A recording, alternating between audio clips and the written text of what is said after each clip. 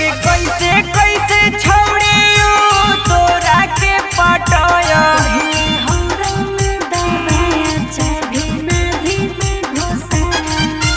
का समझे होगे कैसे कैसे छौड़ियो तोरा के पटाया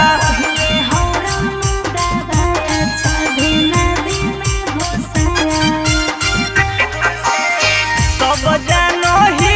पैसा देके हो सुतलौगे सब जानो ही पैसा देके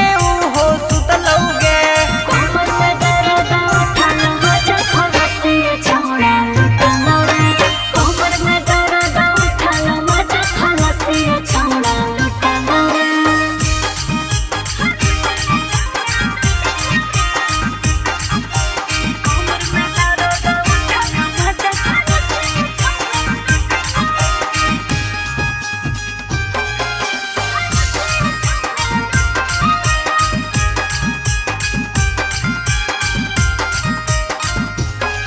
अगे तोरो मनवा हो तो छौड़ी तबे देनी मजा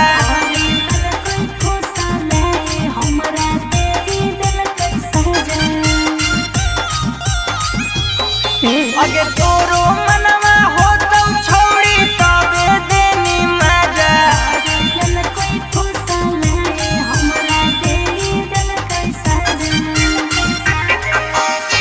जानी गेलौ कल बिहारी बतिया सगरो पुकलौगे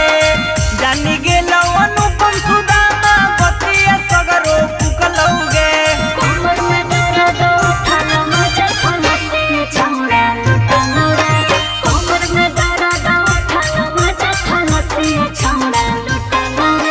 महावर म्यूजिक रजौली।